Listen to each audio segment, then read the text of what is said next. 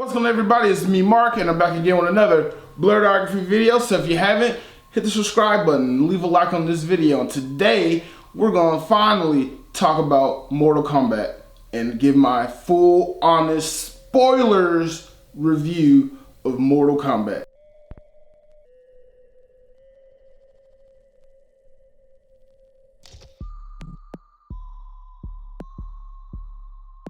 Like I said, today we're going to talk about Mortal Kombat, and I'm going to give you my honest thoughts and opinions, the good, the bad, the ugly, the nerdy, and everything in between. I'm going to tell you about the characters that I like, tell you about the scenes that I like. You know I don't like doing a scene-by-scene breakdown. Those first 7 minutes were amazing. You get Hanzo Hasashi and his family, and they're just at the house chilling, and he's like, wife, I love you so much, I can't live without you. He goes off into the woods and gets some water. Sub-Zero and his crew sneak up.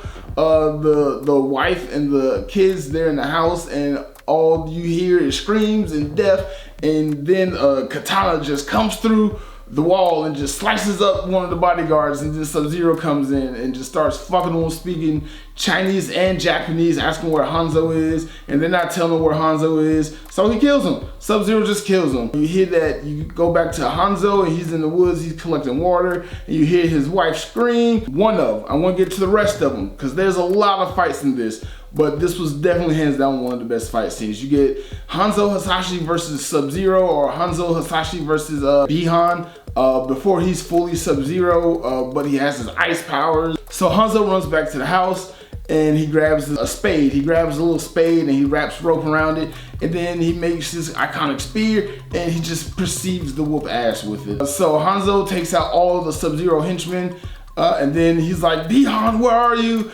Bihan comes out, Hanzo throws a spear, and you get that iconic scene when Scorpion throws a spear at Johnny Cage from the first movie, and he misses, and it gets stuck in the tree, and then he pulls it back. So he pulls the spear back, and it cuts Bihan on the face, and then they just fight, and Sub-Zero just whoops his ass. I'm sorry, Sub-Zero just gets in that ass good. Just like takes his own spear and stab it in him and cuts up, and oh my god, that was such a good fight. So anyway, Bihan defeats Hanzo, and Hanzo's dying, left on the ground, crawling. He hears the baby. He's trying to crawl to the baby. He gets to the baby, just hear the baby screaming, and he's like, I can't, and then just dies.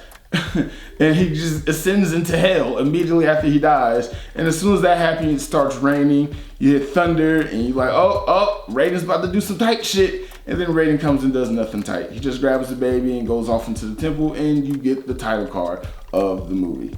The movie opens up with Cole, the character they made specifically for this movie. He's at an MMA fight, and he gets his ass whooped in an MMA fight, and he just clearly shown that he's not a good fighter. But yet he has the mark of the dragon. Because he has the mark of the dragon, he's being sought out after by Jax. He follows Cole around, follows Cole and him and his family around.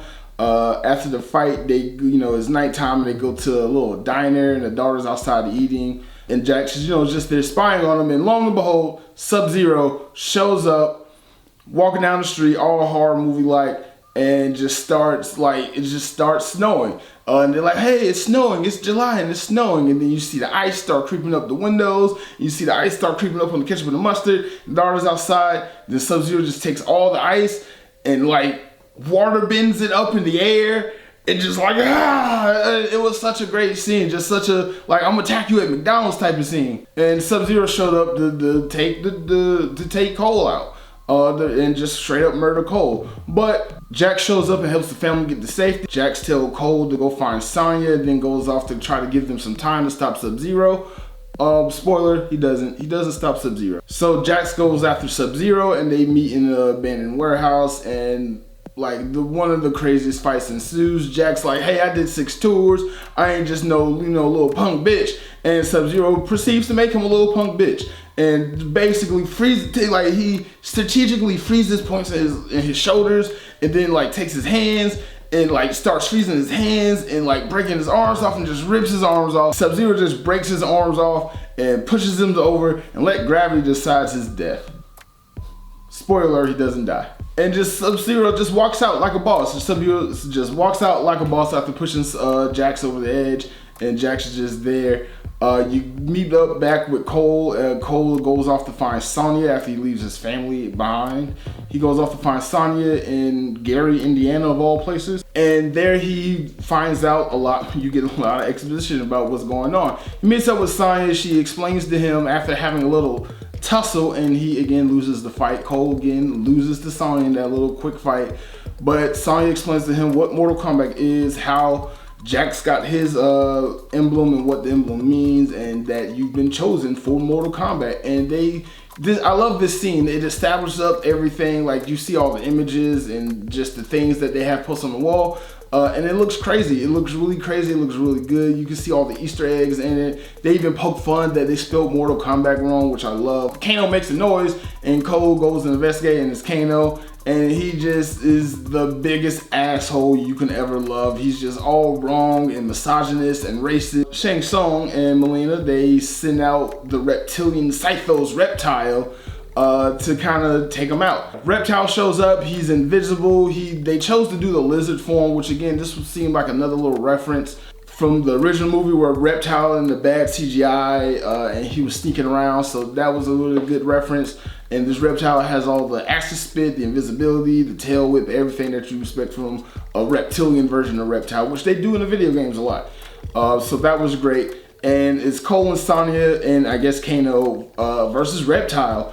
And it's a 3-on-1 fight, and it's really cool. Kano uses the spit acid to his advantage to get out the chains to go help the Earth Realm team out at this point. There's the funny scene where Sonya's like, oh, I don't have a medallion, I don't have a tattoo, and Kano's just like, wah, wah, and then when Reptile first shows up and Sonya's throwing knives and she throws Kano's knife into Kano's leg, he's like, what the fuck, that's my knife too. And oh my god, it's so funny.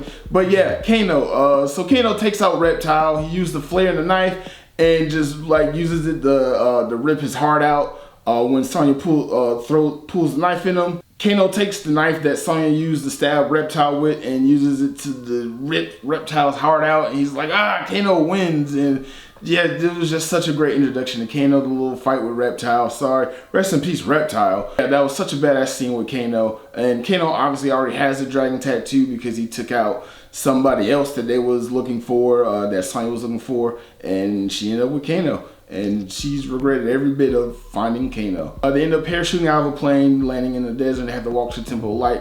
Kano seems to be the only one that knows what the Temple of Light is, and they follow him along the way.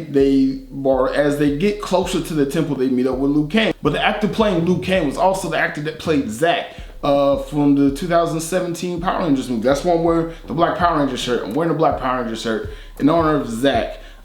Not Liu Kang, because Liu Kang was kind of terrible in this. So they meet up with Liu Kang, and he shoots a fireball. And like, Kano's like, wait, what do you mean I get superpowers at some point? And he starts talking about how cool the fireballs are. He's like, oh, I hope I get fireballs and everything. So they go off to the temple, and they meet up with Lord Raiden, and Raiden kind of explains a little bit more to them about how Shao Kahn has won 9 tournaments, and if they win the 10th one, they get to take over. Sub-Zero shows up at the Temple of Light, opens the mystical door, and during that little scene, you get one of the coolest introductions to a character you'll ever see. You get, when Sub-Zero first shows up and starts attacking Liu Kang, you just see this hat flies out of nowhere, and then it comes back, and then it just like lands, and Kung Lao just teleports up out of nowhere and does that little spin thing. It is so cool because he does that in the game. So coolest introduction, minus Kano's introduction. Kano's introduction was really cool too. Kano shows up, tries to defend the Temple of Light, help Liu Kang out,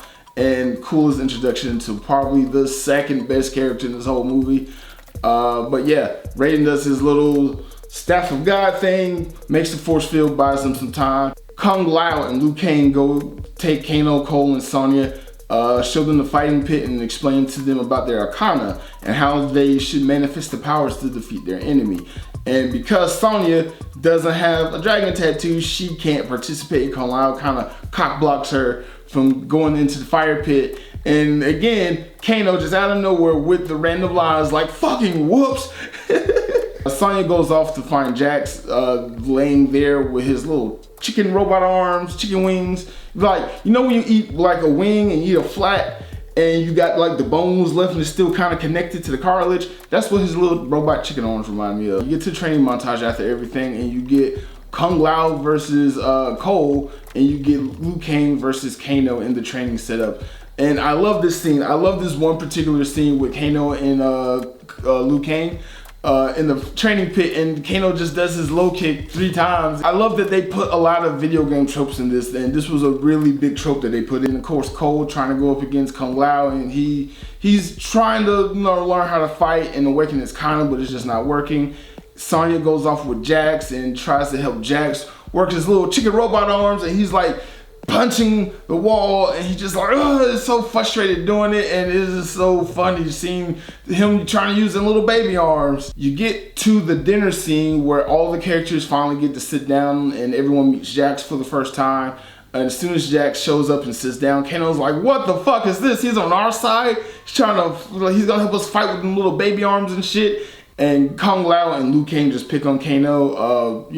Kung Lao's like, hey, even if you had 100 days to train, you won't be ready for a fight because you're a fat pig and you should lay off the egg rolls. And Liu Kang's like, hey, this man's trying to, help you and show you how to fight. You should be worshiping the ground this man walks on and shit. And that just pisses Kano the fuck off. And he gives his grandiose speech and just gets angry. And he's like, pass me a fucking egg roll. And just lasers everywhere. And Kung Lao takes his helmet, shield thing, and just...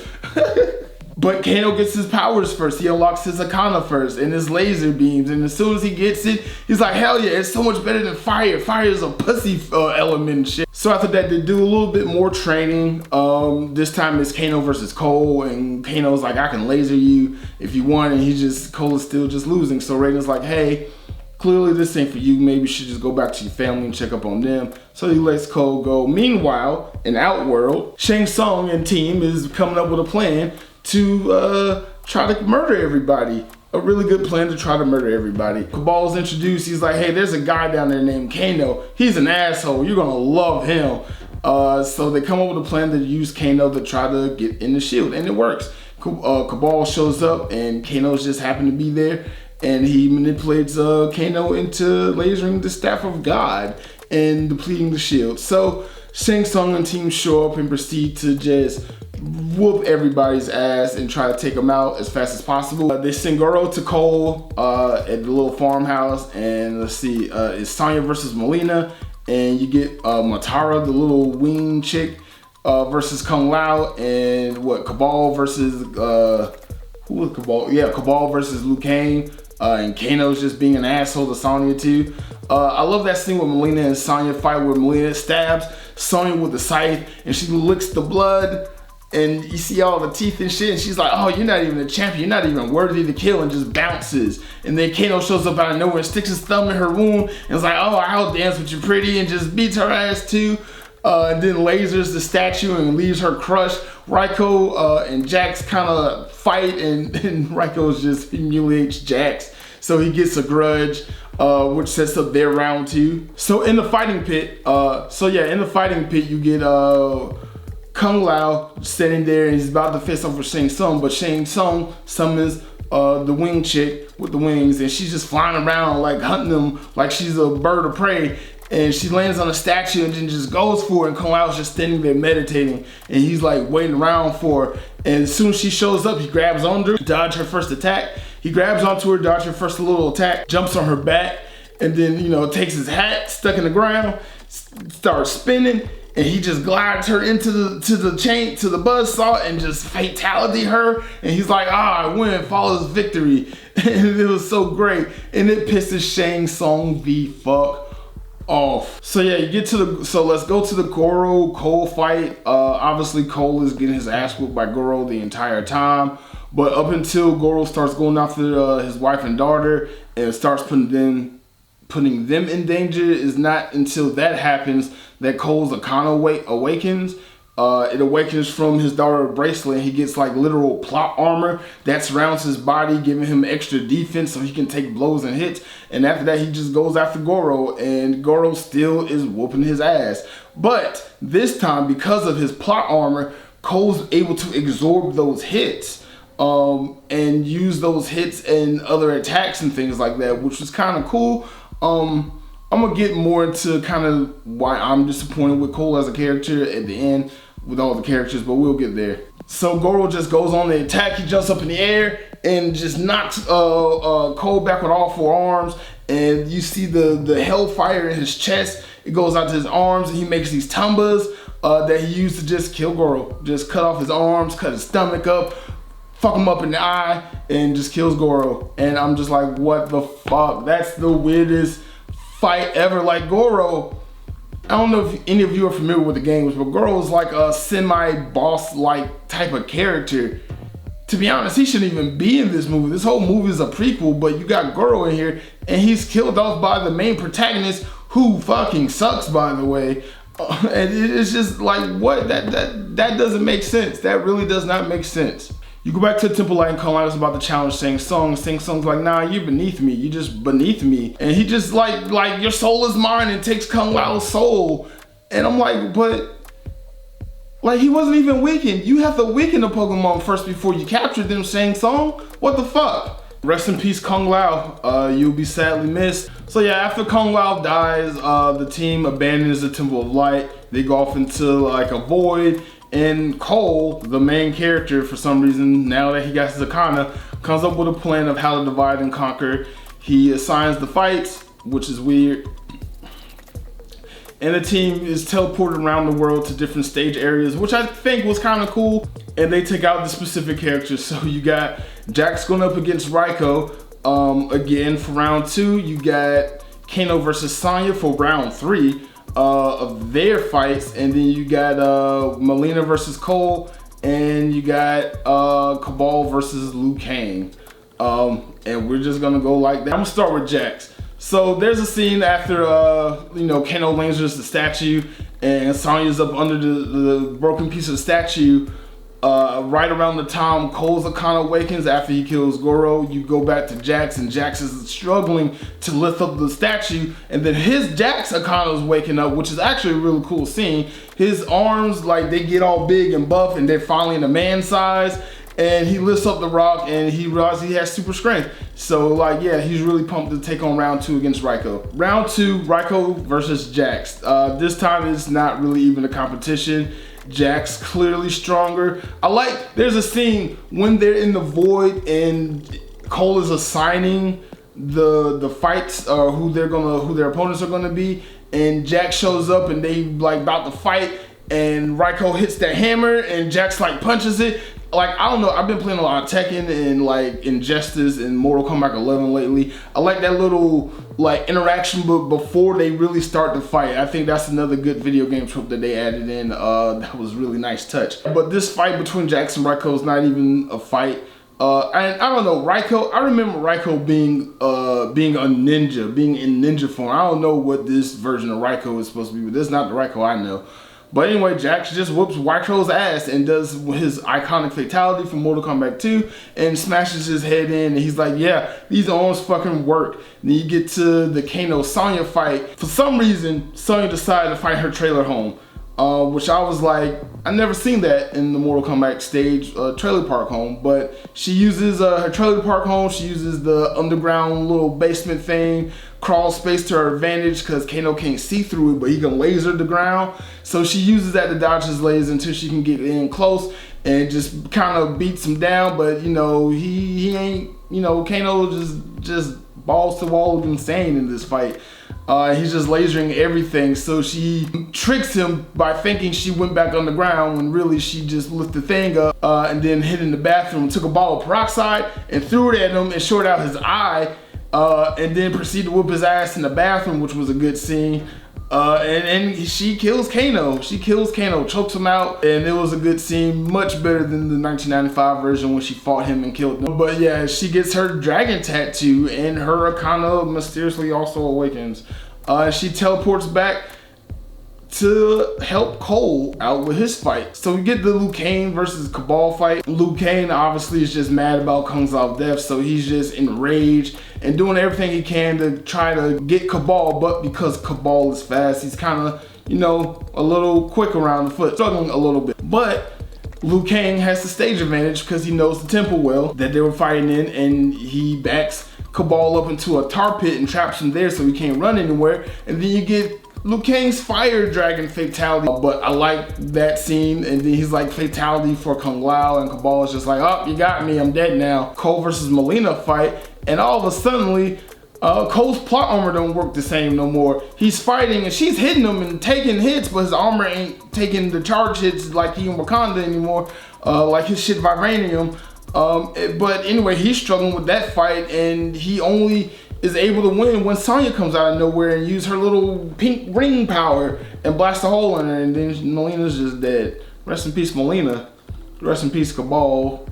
I guess rest in peace, Raiko. I don't really care about Raiko. He wasn't that good. Sub-Zero shows up to Cole's family's house and takes his family to the little UFC ring that they was at and freezes everything. He shows up to the Temple of Light with the black and yellow bracelet that her daughter made and freezes it and crushes it and like, come at me. So Cole's just raged. He goes in, goes after Sub-Zero, and you get Cole versus Sub-Zero for the first half of the fight. And again, Sub-Zero's doing all the Sub-Zero things, which is cool. Cole sees his family in the ring and they're frozen, and he's trying to, I don't get this, like, you're punching them, your family's frozen in ice and you're trying to save them and you punch them. I think that would cause more harm than good. Also, so in the beginning of the movie, you mean to tell me Sub-Zero froze and killed those people, but he decided to freeze and not kill these people with ice? Like, how does your ice power work? But anyway, doing all this, doing the Cole Sub-Zero fight, Scorpion shows up. You know, they talk about the spade thing. He's like, oh, this is the blade of Hanzo Hasashi. And like, as soon as he says it, you get that spear come out from the background, and camera pans up, and it's Scorpion, full-fledged Scorpion, and he says the line, get over here, and pulls him back, and he hits the frozen rail. And which I'm like, how do you die in 1617 feudal era Japan, go to hell, and you come back and you know English? How does this work? You get you get Sub-Zero versus Cole and Scorpion, and they use the Scorpion spear to their advantage. And you know, Cole's power still ain't fully like awakened, but he still uses his plot armor to help him win the fight. They both use the spear. Then Scorpion ends the fight by just fatality with his classic Mortal Kombat 1 fatality, takes his mask off, fire breath him to death. You see the skull show up, and it's like, oh, it's such an amazing fight. Such an amazing fatality. Not the best fatality. And then after that, Shang Tsung shows up and takes the dead body of Goro and Sub-Zero away. He's like, even in death, there's only another portal, and next time you see him, he's gonna bring an army. So get ready. Then you end the fight, which I guess you end the movie with what I should have been the end credit scene, but they end the movie with Cole back at the locker room of the UFC place, and he's like, hey, I'm going to Hollywood, I'm looking for somebody, and they walk past the Johnny Cage poster on the wall, then the movie just ends. So I love this movie. This was the perfect movie, and for what Mortal Kombat was, for what we got, I loved what we got. We got the fatalities, we got the gore, we got the blood, we got the cussing, we got a little bit of lore. They're setting up their own lore for this movie trilogy that they want to make, and clearly it was #1 at the box office this weekend, so it's gonna be a trilogy. So at least we're getting a sequel. I do understand that there's some complaints about the movie. Obviously the main character Cole, he did definitely take up a slot from another main character that you already have. You know, there are a lot of characters in Mortal Kombat, so it would make sense that you would just use another character. There are two characters that come to mind. I think in Mortal Kombat 9, Scorpion had a kid or something that used robot spear things, the robot chain spear things, and you had like Sonya had a kid, Johnny Cage had a kid, Cassie Cage, who ended up being the new Victor, and you had Jax had a daughter, who was really cool too. So you could have used those characters to kind of build this up into the next thing and led up to the Johnny Cage being in the next movie thing. That would have been cool. Goro did not belong in this at all. He killed them off way too early. I'm gonna just leave it at that. But yeah, getting back to Cole, another character they could have used, who I think they kind of got the idea of Cole from, but it's a character called Shujin Kui, and he played Mortal Kombat Story Mode, with him as a young man, and he's going through to the different areas of the realms of Mortal Kombat, and he's learning the abilities from other characters. I remember in the beginning, you start with Sub-Zero, learning his powers, and going through that storyline, and you go through other different areas, and just you meet all the other characters and unlock all the other characters. And then at the end of the story mode, he's an old man, and he basically is Shang Tsung, but with everyone's power. He doesn't turn into people, but he can use everybody's ability that he came across on his journey. And I thought that's kind of what they was going to do with Cole. Either that, or Cole was going to be Scorpion. Like, there's certain scenes like that show Cole in black and yellow, and you like, okay, I get that this is the colors of his family lineage, but I assumed, like, with the whole descendant thing, that Cole having the birthmark of the dragon tattoo would become the new Scorpion. But because there's even scenes where he's flashing back to the spear, like the rope wrapping around the spear, loading up, and I'm like, he's hearing sounds of Scorpion from hell, like, release me and shit. So I assumed he was gonna turn into Scorpion, not just summon Scorpion. I like the idea that Yakana awakens a unique power, and Cole's unique power is plot armor, which is dumb, but on the standpoint of his whole premise and his whole thing, like Hanzo Hasashi before him, he really is protective of his family, because Cole's an orphan, he came from nowhere, he doesn't have a family, so he wants to keep his family whole. So, you know, obviously his power is based off protection. The armor that surrounds him, the plot armor that surrounds him, is the protection he has for his family. So I did like that aspect of it, but every other aspect of Cole and his family, I didn't get it. You have families in Mortal Kombat. Like, you have families in Mortal Kombat. Kano. I want to start with Kano. Hands down, Kano's my favorite character, followed by Kung Lao. Kung Lao's second favorite character, and then Cabal third. Kano, hands down hilarious in this. Every scene he was in, he stole. He had the funniest lines. He had, like, the funniest art. He was a bad guy. He let you know from the beginning he was a bad guy. Him crossing the team over wasn't really much a surprise. It was definitely his character. But speaking of character, nobody else had any. There was no character development with really nobody else. And yeah, I guess Cole had character development, but nobody cares about Cole.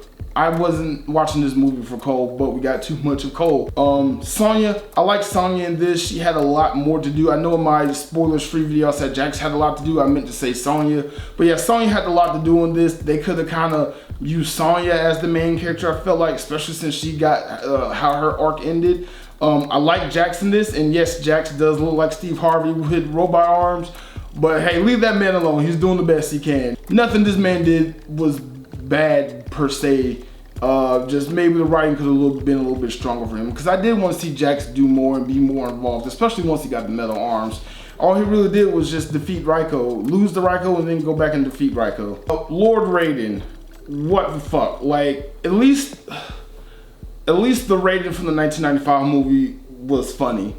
And even though he still didn't really interfere and all that stuff, he was at least funny. Let's see, Kung Lao, loved Kung Lao in this. Rest in peace, Kung Lao. You died too young. You should have definitely stayed.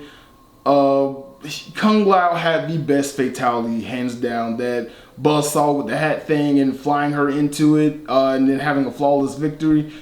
Definitely deserved more respect on his name. Let's see, Cabal, love Cabal on this. Wish we got to see more of Cabal.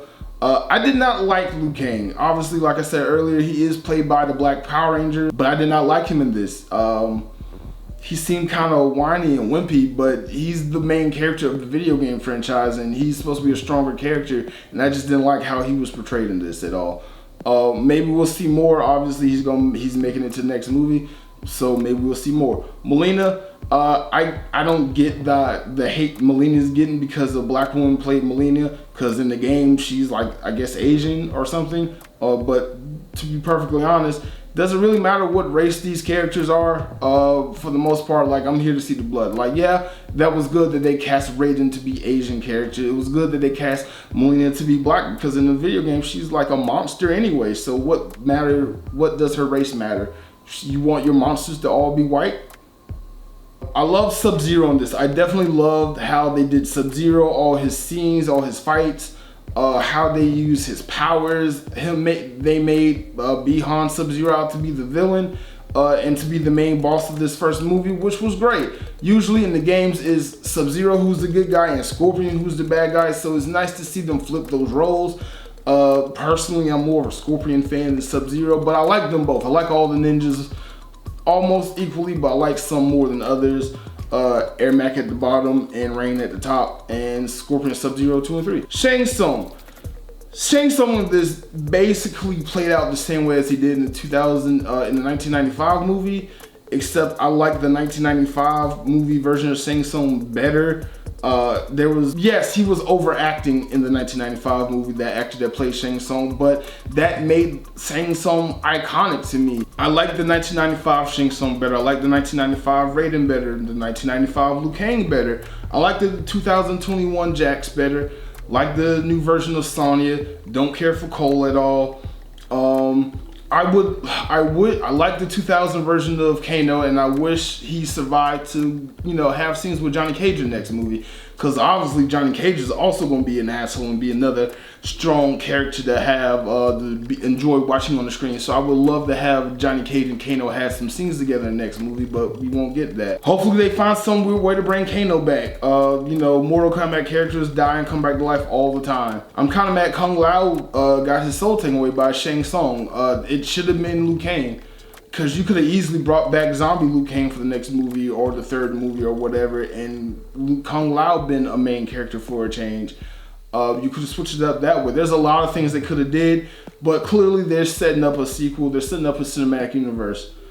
I enjoyed this movie for what it was. This was meant to be a gore fest, and that's what it was. You had a mix of horror elements with video game tropes, with just straight up action-y stuff and a good summer B movie type of thing. And I love it. Yeah, a lot of the acting kind of falls flat, but I'm not there to see actors who are finna win Oscars. I'm here to see actors who were, about to die on screen. Like, I don't know what you asking for when you came to see this movie and you say you hated it, you didn't like it, didn't have enough of the lore. The lore was fine. They basically pulled the same stunt from the first movie to this one and just changed it up and made it more action-y. Yes, there are characters in here who are taking themselves way too seriously, and then there's a character in here who clearly was just having fun with everything he did, and that character was definitely Kano.